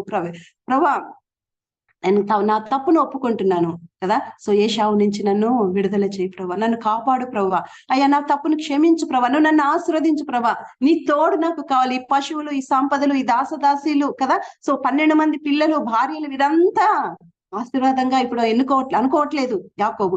ఎప్పుడైతే ఇవన్నీ మెటీరియల్ బ్లెస్సింగ్స్, భౌతిక సంబంధమైన దీవెలని గ్రహించాడో, నాకు ఒకటి కొదువుగా ఉంది, ఆత్మ సంబంధమైన ఆశీర్వాదం నాకు కావాలి ప్రభా, నీ తోడు నాకు కావాలి, నీ ఆశీర్వాదం నాకు కావాలి అని ఎప్పుడైతే తన హృదయము పశ్చాత్తాపంతో దేవుని సన్నిధిలో ప్రలాపించాడో, దేవుడు అప్పుడు తన పేరును ఇశ్రాయేలుగా మార్చాడు. తన మనసు మారిపోయింది. మనసు మారటమే కదా ఒక గొప్ప ఆత్మీయ బ్లెస్సింగ్ కదా, స్పిరిచువల్ బ్లెస్సింగ్ అది కదా. సో అందుకే తన సంతానం 12 మంది సంతానాన్ని దేవుడు, ఇశ్రాయేలు సంతానాన్ని దేవుడు ఏమంటున్నాడు, నా ప్రజలు, నా స్వాస్థ్యము కదా. సో నిజంగా కదా, అందుకే మనము మన పిల్లల కోసము మనం ప్రార్థించాలి. ఇంతవరకు ఒకవేళ మనము మన పిల్లల కోసం, మన కుటుంబం కోసము మనము ప్రభా భౌతిక సంబంధమైన దీవెనల కోసం మనం ఇంతవరకు ప్రయాసపడ్డామేమో ఒకవేళ, కానీ ఇప్పటి నుంచైనా మనం ప్రభా నా బిడ్డలకు ఆత్మ సంబంధమైన ఆశీర్వాదాలు కావాలి ప్రభా, నా కుటుంబం ఆత్మ సంబంధమైన దీవెనలతో నింపబడాలి ప్రభా అని ప్రార్థన చేస్తే అది ఎంతో ఆశీర్వాదకరమని మనం గుర్తు తెచ్చుకుందాం కదా. నిజంగా ఈ విధంగా మనం చూస్తా ఉన్నాం కదా. సో రోదనము చేయు స్త్రీలను కనుగొనటి వారిని పిలువనంపుడి కదా. సో ఈ విధంగా మనం చూస్తాం. హన్నా విషయంలో కూడా, హన్నా కూడా రోదనం చేసింది కదా. సో రోదనం దేనికోసం రోదనం చేసిందమ్మా, తన కుమారుని కోసం కదా, కుమారుడు కావాలి కదా. సో నిజంగా ఒక్కసారి మనం వాస్తవంగా ఆలోచిస్తే హన్నా జీవితంలో, హన్నా ఏటేటా వారు షిలోహు మందిరానికి వెళ్ళేవారు. అంటే మ్యారేజ్ అయిన దగ్గర నుంచి ఎన్నిసార్లు వాళ్ళు షిలోహు మందిరానికి వెళ్ళి ఉండరు కదా. సో ఏటేటా వెళ్ళి ఉంటారు, కానీ అక్కడ ఆమె ప్రార్థన దేవుడు అక్కడ విన్నట్లే లేదు. ఎప్పుడు దేవుడు ఆమె ప్రార్థన విన్నాడు అని మనం ఆలోచిస్తే, అక్కడ షిలోహు మందిరంలోనికి ఆమె వెళ్ళి హోప్ని, ఏలీ కుమారులైన హోప్ని, ఫీనెహాసులు చేస్తున్న భయంకరమైన కార్యాలను చూసింది ఆమె. ప్రభా ఇప్పుడు ఆమె ప్రభా నీ యొక్క మందిరంలో పరిచర్య చేయుటకు మగబిడ్డ కావాలి ప్రభా కదా. సో హోప్ని, ఫీనెహాసుల ద్వారా కదా, సో దేవుని పరిచర్య ఎంతగానో కుంటుపడుతుంది. ఇశ్రాయేలు ప్రజలందరినీ తప్పుదారిలో నడిపిస్తా ఉన్నారు వీళ్ళు కదా. సో అందుకే ప్రభా నాకు ఒక మగ బిడ్డని నీవు అనుగ్రహిస్తే ఆ బిడ్డని సేవకై నేను అర్పిస్తాను ప్రభా, నీ మందిరంలో నీ పరిచర్య కోసం నేను సమర్పించుకుంటాను ప్రభా అని ఎప్పుడైతే ప్రార్థించిందో, దేవుని మనసును ఎరిగి ఆమె ప్రార్థించింది కదా. సో దేవుని మనసును ఎరిగి ప్రార్థించడం ద్వారా రోదనం చేసింది, కన్నీటి ప్రార్థించింది. ఆమె కన్నీరు మున్నీరుగా ప్రార్థిస్తా ఉంటే ఏలీ కూడా చూసినట్లు మనం చూస్తా ఉన్నాం కదా. సో అంతగా ఆమె రోధించింది, ప్రభా నాకు మగ బిడ్డనిస్తే నీ పరిచర్యకు నేను ఇస్తాను ప్రభా అని దేవునికి సమర్పించుకున్న స్త్రీ అన్నా కదా. సో తర్వాత వెంటనే ఆమె రోధించి ఒక కుమారుణ్ణి ఆమె పొందుకున్నట్లు చూస్తా ఉన్నాం కదా. సో నిజంగా ఆమె ప్రార్థనలో మార్పు వచ్చింది. అంతకుముందు ప్రార్థించకుండా ఉంటదా, మందిరానికి వెళ్ళి ఖచ్చితంగా పిల్లలు లేరు కదా, ఖచ్చితంగా ప్రార్థించి ఉంటుంది. కానీ ఎప్పుడైతే దేవుని అవసరత గుర్తించి షిలోహు మందిరంలో దేవుని పరిచర్యకు ఒక బిడ్డ అవసరం అని తెలుసుకుందో కదా. సో హోప్ని, ఫీనెహాసులు చేసిన ఆ దుర్మార్గాన్ని ఆమె గ్రహించిందో కదా, ఒక మగబిడ్డ అవసరమని గ్రహించింది. అందుకే ఆమె ప్రార్థించింది, రోదనం చేసింది, ఒక కుమారుని ఆమె పొందుకున్నట్లు మనం చూస్తాను. ఒక కుమారుని పొందుకుంది, అంత మాత్రమే కాదు, ఆమె ఆ కుమారుని ఎలా తయారు చేసింది, ఇది ప్రాముఖ్యం కదా. సో ఆ కుమారుని ఎలా ఇశ్రాయేలీలందరి కొరకు ప్రార్థించే ప్రార్థనాపరులలో మొదటి లిస్ట్ లో ఎవరుంటారమ్మా, సమూయేలు కదా. సమూయేలు ఉంటాడు.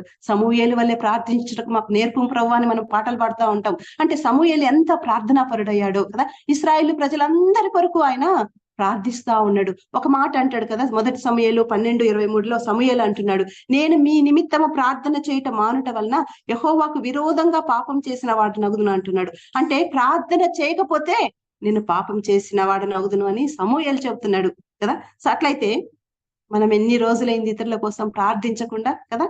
సో మరి నీవు నేను కూడా పాపం చేసిన వారినట్లయితే కదా, పాపం చేసిన వారం అవుతాం కదా. సో అందుకే మన మిత్రుల కోసం కూడా కదా, సో సమస్త జనుల కోసం మనము ప్రార్థించాలి. నాశనం కాబోతున్న వారందరి కోసం మనం ప్రార్థించాలి కదా. సో పరలోకానికి వెళ్ళవలసిన వారు కొద్ది మంది అయితే కదా, నరకానికి వెళ్ళేవారు ఎక్కువ మందిగా ఉన్నారు కదా. సో తండోపతండాలుగా నరకానికి వెళ్తూ ఉంటే కదా, మనం ఎలా చూస్తూ ఉండాలి కదా. సో వారి కోసం మనం కన్నీరు కార్చాలి కదా. సో నిజంగా తల్లి అయిన హన్నా చేసిన రోదన ఆ కుమారునిలో ప్రసరించింది. ఎట్లా ప్రసరించింది అని అంటే కదా, సో నిజంగా హన్న ఎంత ప్రార్థనా పరులలో సమూయేలు కూడా అంతే ప్రార్థనా పరుడు కదా. సో నిజంగా హన్న ఏలి కుమారుల యొక్క హోలీ ఫీనెహాసులు కదా. సో ఈ యొక్క పిల్లల కోసం కదా, హోప్ని ఫీనెహాసుల కోసము వాళ్ళ యొక్క దుర్మార్గతను గురించి ఆమె ప్రార్థించి ఒక కుమారుడు కావాలన్నది. సో అదే విధంగా కదా సమూయేలు సౌలు కొరకు రాత్రంతా ప్రార్థన చేశాడు. సౌలు దేవుని ఆజ్ఞను అతిక్రమించినప్పుడు నిజంగా ఆ మాట చదివితే ఒక రాజు కొరకు ఒక ప్రవక్త రాత్రంతా ప్రార్థించాడంట, కన్నీరు విడిచి ప్రార్థించినట్లు మనం అక్కడ చూస్తా ఉన్నాం కదా. సో ఎంత భారం ఎట్లా వచ్చింది కదా సమూయేలుకు కదా. సో ఎందుకంత అవసరత ఉందా కదా. సో ఎందుకు అంటే ఉంది కదా. సో తన తల్లి చేసిన ప్రార్థన కదా. సో తన తల్లి ఏదైతే ప్రార్థన చేసిందో ఈ రోజు సౌలు కొరకు కూడా ప్రార్థించిన అప్పుడు దేవుడు అంటున్నాడు కదా, సో లే సమూయేలు నువ్వెందుకు సౌలు కోసం ఏడుస్తావు కదా. సో నేను దావీదును కనుగొన్నాను, దావీదును అభిషేకించాను అంటాడు. నిజంగా అంత ప్రార్థనాపరుడైన సమూయేలు చేత దావీదు అభిషేకింపబడ్డాడు కాబట్టి దావీదు గొప్ప రాజు, హృదయానుసారుడిగా మారిపోయిన రాజుగా మనం చూస్తా ఉన్నాం కదా. సో నిజంగా ఇది మనం చూస్తా ఉన్నాం అనమాట. ఈ విధంగా ఆయన ప్రార్థనాపరుడు ఎట్లా ప్రార్థనాపరుడు అయ్యాడు అనంటే మనకు అర్థమైతా ఉంది కదా. సో ఈ యొక్క తల్లి చేసిన ప్రార్థన సమూయేలులో ప్రసరించింది కదా. లోయలో ఉన్న విశ్వాసము యునీకేలో కూడా ప్రసరించింది. యునీకేలో ఉన్న విశ్వాసము ఎవరిలో ప్రసరించిందమ్మా? తిమోతిలో ప్రసరించింది కదా. సో నిజంగా ఈ రోజు మన ప్రార్థన మన పిల్లల్లో ప్రసరించిందా? మనం ఒకసారి ప్రశ్నించుకుందాం. మన విశ్వాసము మన పిల్లలు మన వల్లే మన పిల్లలు విశ్వాసులుగా ఉంటున్నారా లేదా మనం ఒకసారి పరీక్షించుకుందాం కదా. సో నిజంగా యొక్కబేదు కూడా మనం యొక్కబేదు గురించి కూడా మనం ఆలోచిస్తే కదా. సో మోషే జమ్ము పెట్టెలో ఆమె పెట్టింది కదా. సో జమ్ము పెట్టెలో పెట్టినప్పుడు ఆమె తన కుమార్తెకు మిరియాముకు చెప్పింది, పరిస్థితులన్నీ నువ్వు చూస్తూ ఉండమని చెప్పింది కదా. ఏదైతే తల్లి నేర్పిందో బిడ్డకు అది నేర్చుకున్నట్లు మనం చూస్తా ఉన్నాం. ఆ పనే చేసింది కదా. సో అలాగని ఈమె కదా. సో యొక్కబేదు ఆ కుమారుణ్ణి అక్కడ పెట్టి జమ్ము పెట్టెలో పెట్టి ఇంటికి వెళ్ళి హాయిగా పండుకోలేదు, ఏదో పనులు చేయలేదు కదా. సో ప్రభా నువ్వు నాకు ఈ పరిస్థితిలో నాకు మగబిడ్డనిచ్చావు ప్రభా, పరిస్థితులన్నీ ఎరిగిన దేవుడవు, నాకు ఈ సమయంలో మగబిడ్డనిచ్చావు కాబట్టి ప్రభా నేను తిరిగి నీ చేతుల్లో పెట్టుకుంటున్నాను ప్రభా, ఆ బిడ్డని నువ్వు వాడుకో ప్రభా అని ఎంత కన్నీరు మున్ని ఏడ్చింటది, ఎంత రోధించింటదో కదా ఆ యొక్కబేదు. సో ఆ యొక్కబేదు రోదనే కదా తన ముగ్గురు బిడ్డలు మిరియాము, అహరోను తర్వాత మోషేలు సేవకులుగా మారినట్లు మనం చూస్తా ఉన్నాం కదా. సో ఒక తల్లి ప్రార్థన తన బిడ్డలను ఆత్మీయంగా ఒక ఉన్నతమైన స్థానంలోనికి తీసుకొని రాగలదు. మన బిడ్డలు ఆత్మీయంగా ఉన్నతమైన స్థానంలో ఉండాలి అని అంటే తల్లి రోధించాలి అని ఇక్కడ మనము నేర్చుకుంటున్నాం కదా. సో హన్నా రోధించింది, తన కుమారుణ్ణి ప్రార్థనాపరుడుగా చేసింది. యొక్కబేదు ప్రార్థించింది కదా, తన ముగ్గురు పిల్లలను సేవకులుగా దేవునికి సమర్పించింది కదా. సో ప్రార్థనా పరులుగా కదా. సో దేవునికి ప్రజలకు మధ్యవర్తిగా అహరోను నిలవబడ్డాడు. ఎంత గొప్ప ధన్యత కదా. సో మోషే 40 దినాలు ఉపవాసం ఉండి కొండ ఎక్కి ప్రార్థించాడు కదా. సో తర్వాత తిరిగి వస్తున్నప్పుడు మోషే దేవుడు అంటాడు, ఈ ప్రజలు తప్పిపోయిన ప్రజలు నువ్వు తప్పుకోవాలని నేను శిక్షిస్తానన్నప్పుడు కదా. సో మోషే అడ్డుపడ్డాడు కదా. ఎంత కదా. సో ఎక్కడి నుంచి వచ్చింది కదా. సో యొక్కబేదులో నేర్చుకున్న ప్రార్థన వీరిలో ప్రసరించింది. వీరు కూడా ప్రార్థనా పరులుగా మారిపోయినట్లు మనం చూస్తా ఉన్నాం అనమాట. సో అలాగే మొర్దెకై ప్రార్థన చేశాడు కదా. సో మొర్దెకై చేసిన ప్రార్థన, మొర్దెకై కదా. సో ఆ యూదులందరూ చంపబడుతున్నారని తెలిసి ఉపవాసం ఉండి కదా, గోనెపట్ట వేసుకొని బూడిద పూసుకొని ఉపవాసం ఉండి ప్రార్థన చేశాడు. సో అదే ప్రార్థన ఎస్తేరులో కూడా మనకు కనిపిస్తా ఉంది. ఎస్తేరు కూడా ఉపవాసం ఉండి ప్రార్థన చేస్తా ఉంది. ఎక్కడి నుంచి నేర్చుకుంది ఈమె? ఎస్తేరు కదా. సో మొర్దెకై నుంచే కదా. సో మనకు తెలుసు అనమాట. అదే విధంగా యెఫ్తా విషయంలో కూడా మనం ఆలోచిస్తే, యెఫ్తా ఆ యొక్క ఇశ్రాయేలు పెద్దలందరూ వచ్చి నీవు మాకు పెద్దగా ఉంటూ ఈ అమాలేకీ ప్రజలను జయించటకు మాకు శక్తి చాలదు, నీవు వచ్చి యుద్ధం చేసి మమ్మల్ని వారి నుంచి కాపాడమన్నప్పుడు యెఫ్తా చేసిన మంచి పని ఏంటంటే దేవుని మందిరానికి వెళ్ళి కదా, దేవుని యొద్దకు వెళ్ళి తన సంగతి అంతా ఆయన చెప్పుకున్నాడంట. అంటే తన సంగతి అంతా చెప్పుకున్నాడు అని అంటే ఆయన దేవుని సన్నిధిలో ప్రార్థించాడు కదా. సో దేవుని సన్నిధిలో ఆయన ప్రార్థించడం ద్వారా శత్రు పైన దేవుడు విజయాన్ని ఇచ్చినట్లు మనం చూస్తాం. ఆ తర్వాత మనకంతా తెలిసిన సంగతి కదా. సో యెఫ్తా కూతురు కదా. సో విజయం వచ్చి సంతోషంగా ఆయన వస్తున్నప్పుడు ఈమె కూడా తండ్రిని సంతోషంగా ఎదుర్కోవాలనుకుంది యెఫ్తా కుమార్తె కదా. సో ఎదుర్కోవాలనుకున్నప్పుడు యెఫ్తా ఒక తీర్మానం చేసుకొని ఉన్నాడు, ఏదైతే నాకు ఎదురుగా వస్తుందో దాన్ని నీకు నేను అర్పణగా ఇస్తానని అన్నాడు కదా. నీకు ఇచ్చేస్తాను ప్రభు అన్నాడు. అయితే కదా. సో ఇప్పుడు ఈ యెఫ్తా కుమార్తె ఎంత మాదిరికరం కదా. సో ఏదైనా ఒక ఇబ్బంది వచ్చినప్పుడు తన తండ్రి ఏ విధంగా కదా, సో ఏ విధంగా దేవుని సన్నిధిలో తన గోడంతా వివరించడానికి వెళ్ళి చెప్పుకున్నాడో అదే మాదిరి ఇప్పుడు తన తండ్రిని వేడుకుంటుంది. నాకు కొన్ని దినాలు నాకు సమయం ఇవ్వు, నా చెలికెత్తెలతో నేను ప్రార్థించుకుంటాను కదా, నా దేవుని సన్నిధిలో నేను నా ప్రార్థన విన్నవించుకుంటాను, నా బాధ అంతా దేవుని సన్నిధిలో నేను కుమ్మరించుకుంటాను కదా. నిజంగా ఎంత మాదిరి కదా. సో యెఫ్తా ప్రార్థన యెఫ్తా కుమార్తెలో ప్రసరించినట్లు మనం చూస్తా ఉన్నాం. నిజంగా ఇవన్నీ మనం ఆలోచిస్తా ఉన్నప్పుడు కదా, సో మనం అన్ని ఆలోచిస్తున్నప్పుడు మనకు అర్థం ఏదంటే, మనము ప్రార్థనా పరులమైతే మన బిడ్డలు కూడా తప్పకుండా ప్రార్థనా పరులుగా మారటానికి ఎక్కువ అవకాశం ఉంటుంది కదా. సో మనమే ప్రార్థన చేయకపోతే కదా, ఒక స్త్రీ ఉంది మనకు అతల్య కదా. సో ఒక స్త్రీ మనము తన కుమారుడు ఎవరమ్మా, అహజ్యా ఉంటున్నాడు కదా. సో ఆమె తన కుమారునికి అహజ్యాకు ఏమి నేర్పిందమ్మా, పగ, ద్వేషము, అసూయలు నేర్పింది, కక్ష నేర్పింది కదా. సో ఇశ్రాయేలు ప్రజలను అందరిని ఏ విధంగా నాశనం చేయాలో ఆమె నేర్పినట్లు మనం చూస్తా ఉన్నాం కదా.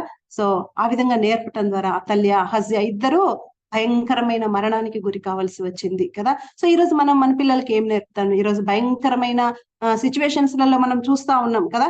సో నిజంగా కక్షలు కదా, చంపటాలు, తర్వాత ఎంతమంది యవనస్తుల పిల్లల్లో ఎంత భయంకరమైన ఆలోచనలు వస్తున్నాయో కదా. సో మానభంగాలు చేయటం ఇవన్నీ కదా. సో ఇవన్నీ వస్తున్నాయి కదా మన పిల్లలు. అందుకే మనం మన పిల్లల్ని జాగ్రత్తగా పెంచాలి కదా. సో మనం జాగ్రత్తగా పెంచాలి అని అంటే మనము రోధించాలి మన పిల్లల కోసం అని ఇక్కడ మనం నేర్చుకున్నాం. మన పిల్లలకి మనం ఏమి నేర్పుతున్నాం అనేది ప్రాముఖ్యం కదా. సో మనం ఏం నేర్పుతున్నాం కదా. సో మన పిల్లల కొరకు మనం ఎందుకు రోదన చేయాలి కదా. సో ఎందుకు రోదన చేయాలంటే 9:21 ఉంటుంది. సో అంతేకాకుండా విలాప వాక్యాలు 2:19 ఒక మాట ఉంటుంది, నీవు లేచి రేయి మొదటి జామున నీ పసిపిల్లల కొరకు ప్రార్థన చెయ్యి, చేతులెత్తి ప్రార్థన చెయ్యి కదా. సో నిజంగా మన పసిపిల్లల కొరకు, మన పిల్లల కొరకు మనము ప్రార్థించే వారంగా ఉండాలి. ఎందుకు మనం రోదనం చేయాలి అని అంటే, ఇర్మియా 9:21 కూడా ఒక మాట ఉంటది కదా. సో వీధులలో పసిపిల్లలు లేకుండాను, రాజమార్గంలో యవనులు లేకుండాను వారిని నాశనం చేయుటకై మరణము మన కిటికీలను ఎక్కుచున్నది, మన నగరులలో ప్రవేశించుచున్నది కదా. చూడండి ఇక్కడ 9:21 ఆ మాట ఉంటుంది. ఇది నిజంగా అక్షర సత్యం అని మనం చెప్పొచ్చు కదా. సో వీధులలో మన పిల్లలు లేకుండా కదా. సో మరి వీధుల్లో మన పిల్లలు లేకుండా ఎక్కడున్నారు? వీధుల్లో మన పిల్లలు ఇప్పుడు లేరు అని బైబిల్లో చెప్తుంది. ఎక్కడున్నారు అని అంటే, ఒకప్పుడు మన పిల్లలు కదా ఆరు బయట చక్కగా ఆటలాడుకునే, ఈవెన్ మనం కూడా చక్కగా ఆటలాడుకున్న వారమే కదా. సో కానీ ఇప్పుడు ఎక్కడ ఉన్నారు వారు కదా. సో ల్యాప్టాప్ లో ముందు, లేకపోతే సెల్లో గేమ్స్ ఆడుకుంటూ కదా. సో ఈ పబ్జి గేమ్స్ వీటి ద్వారా ఎంత మంది పిల్లలు నాశనం కాలేదు కదా. సో మరణానికి దారి తీసింది కదా, ఇది వాస్తవం కదా.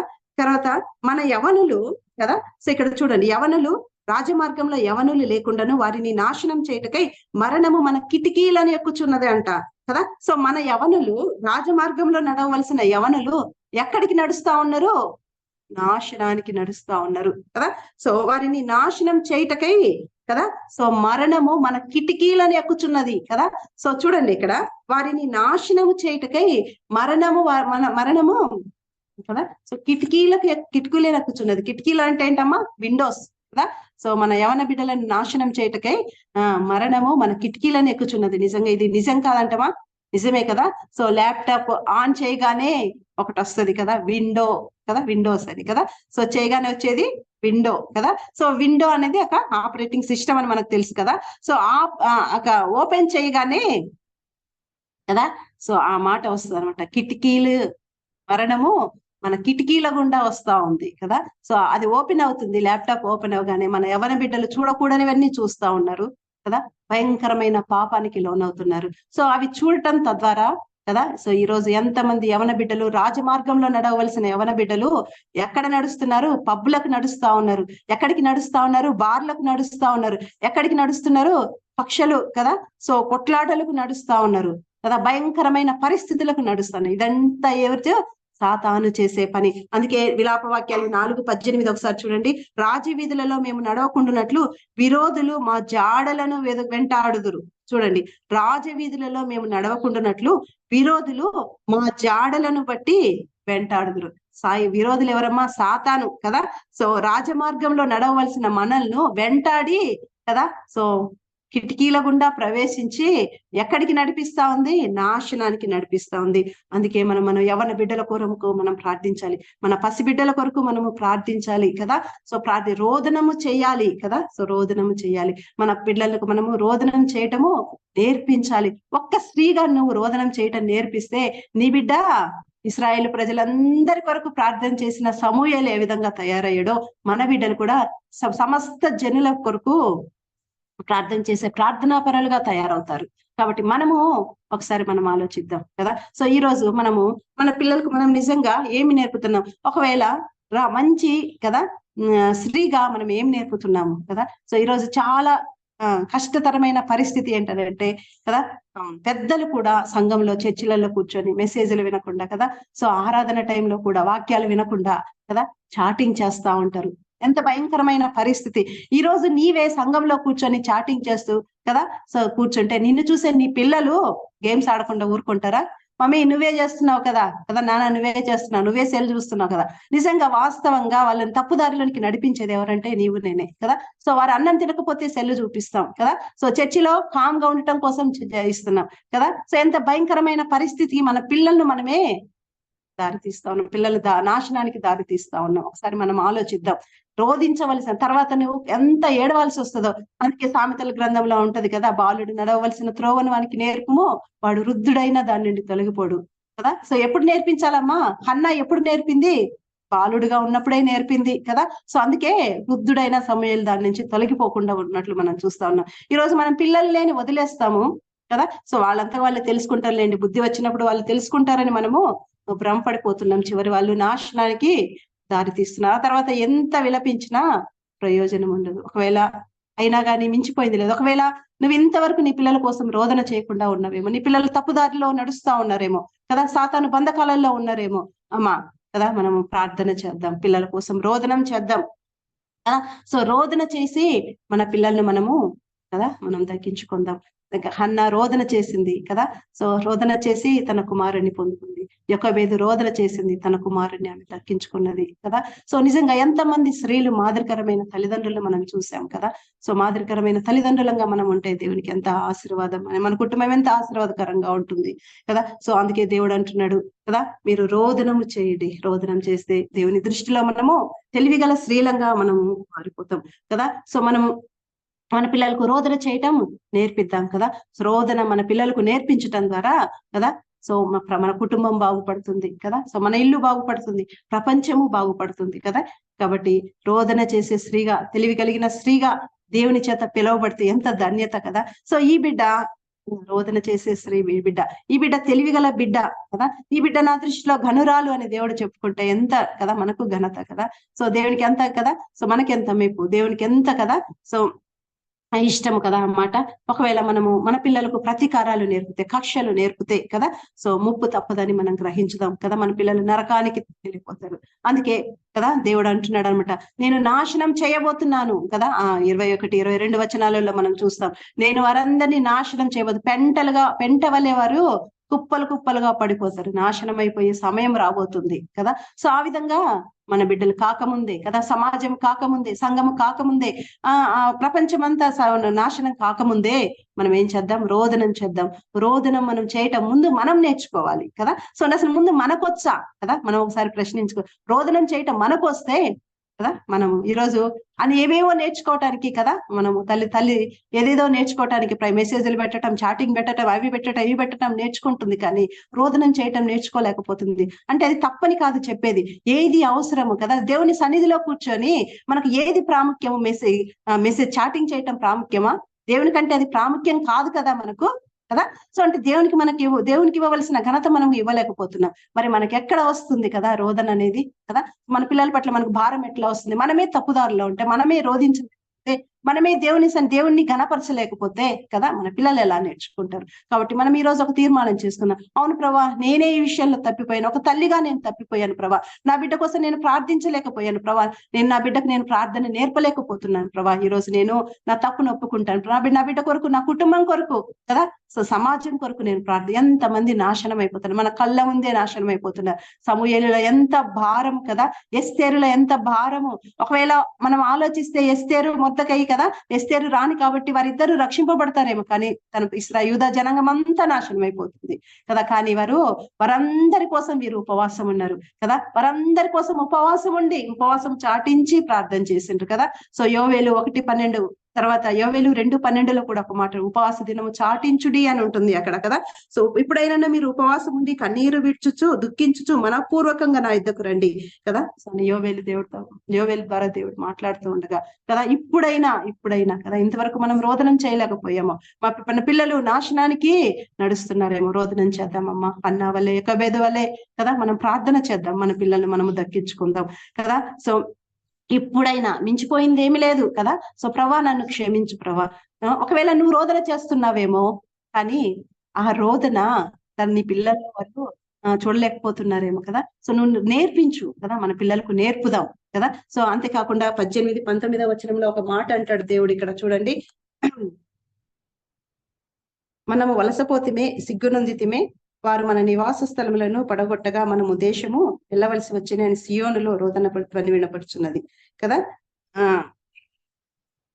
చూడండి 18 మన కన్నులు కన్నీళ్లు విడిచినట్లుగాను మన కన్ను రెప్పల నుండి నీళ్లు ఒలుకున్నట్లుగాను వారు త్వరపడి మనకు రోద ధ్వని చేయరు. అంటే మనము రోదన ధ్వని నేర్పించాలి కదా. మనం రోదనం చేస్తే ఇతరులు మనలో ఉన్న భారాన్ని ఇతరులు తెలుసుకోవాలి కదా. సో ఇతరులు తెలుసుకున్నప్పుడు, లేకపోతే మన కుటుంబ సభ్యులు తెలుసుకున్నప్పుడు వారు కూడా ప్రార్థించడానికి అవకాశం ఉంటుంది. అందుకే మనం ప్రార్థన చేద్దాం, ఇతరులను మన కుటుంబ సభ్యులను ప్రార్థన పరులుగా మనము మార్చుకుందాం, మన దేశాన్ని మనము కాపాడుకుందాం కదా, మన సంఘాన్ని మనము కాపాడుకుందాం కదా, మన ప్రజలను మనం కాపాడుకుందాం. నశించిపోయే ఆత్మల పట్ల భారం కలిగి నీవు నేను కన్నీరు విడిచాలని కదా దేవుడు ఆశిస్తా ఉన్నాడు. దేవుడు వెతుకుతా ఉన్నాడంట, కనుగొనాలని చూస్తా ఉన్నాడు కదా. సో దేవుడు వెతుకుతా ఉన్నప్పుడు దేవుని దృష్టిలో నీవు నేను పడితే ఎంత సంతోషం కదా. దేవా ఈ రోజు నేను నీ దృష్టిలో పడతాను ప్రభా, నీ దృష్టిలో నేను ఉంటాను ప్రభా, రోదన చేయి స్త్రీగా నేను ఉంటాను ప్రభా. దేవా నన్ను కూడా రోదన చేయి స్త్రీగా మార్చవా కదా, నాకు కూడా నేర్పించవా, నేను నేర్చుకొని నా పిల్లలకు నేను నేర్పుతాను ప్రభా అని మనము దేవుని సన్నిధిలో ఒప్పుకొని కదా రోదన చేయి స్త్రీలంగా, తెలివిగల స్త్రీలంగా మనము దేవుని దృష్టిలో మిగిలి ఉంది కాక. దేవుడు ఆ విధంగా మనందరినీ సిద్ధపరచును కాక. దేవుడు నాకు ఇచ్చిన అవకాశాన్ని బట్టి అందరికీ వందనాలు, దేవునికి వందనాలు, ముఖ్యంగా అంతేకాకుండా కేజీ ఆంటీకి వందనాలు, ఇక్కడ చేరిన సభ్యులందరికీ వందనాలు చెల్లించుకుంటూ ముగిస్తున్నాను. ప్రార్థన చేసుకుందామండి.